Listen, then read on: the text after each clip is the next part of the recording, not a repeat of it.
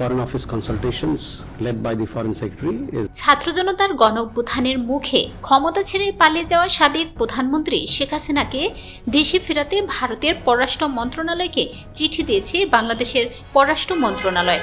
সেই চিঠি পাওয়ার কথা নিশ্চিত করেছে ভারতের পররাষ্ট্র মন্ত্রণালয়। মন্ত্রণালয়ের মুখপাত্র রণধীর জয়সওয়াল চিঠি পাওয়ার কথা জানিয়ে বলেছেন, প্রত্যাবর্তনে অনুরোধ সম্পর্কিত একটি কূটনৈতিক পত্র আজ বাংলাদেশ হাইকমিশন থেকে আমরা হাতে পেয়েছি। তবে এই মুহূর্তে এই বিষয়ে আমাদের কিছু বলার নেই। এর আগে ভারতকে কূটনৈতিক পত্র পাঠানোর তথ্য সংবাদ মাধ্যমকে জানান অন্তর্বর্তী সরকারের পররাষ্ট্র বিষয়ক উপদেষ্টা মোহাম্মদ তৌহিদ হোসেন। সোমবার পররাষ্ট্র মন্ত্রণালয়ে সাংবাদিকদের মুখোমুখি হয়ে এই কথা জানান তিনি।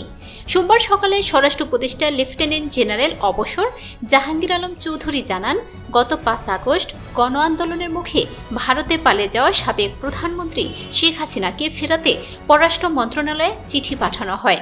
কোন উপায়ে শেখ হাসিনাকে ফেরত পাঠানো হবে জানতে চাইলে তিনি বলেন, আমাদের সঙ্গে ভারতের বন্দি বিনিময় চুক্তি আছে, ওই চুক্তি অনুযায়ী হবে। সোমবার দুপুরে রাজধানীর পিলখানার বিজিবি সদর দপ্তরে এক অনুষ্ঠানে স্বরাষ্ট্র উপদেষ্টা সাংবাদিকদের এক প্রশ্নের জবাবে এসব কথা বলেন। তিনি বলেন, এরই মধ্যে পররাষ্ট্র মন্ত্রণালয় একটি চিঠি পাঠিয়েছি এক্সট্রাডিশন করার জন্য। এটি প্রক্রিয়াধীন। শেখ হাসিনাকে দেশে ফেরানোর কথা গত কয়েকদিন ধরেই সরকারের পক্ষ থেকে বলা হচ্ছিল। অন্তর্বর্তী সরকারের প্রধান উপদেষ্টা ডক্টর মোহাম্মদ ইউনূস কিছুদিন আগে হাসিনাকে ফিরিয়ে নিয়ে বিচারের মুখোমুখি করার প্রত্যয় ব্যক্ত করেন।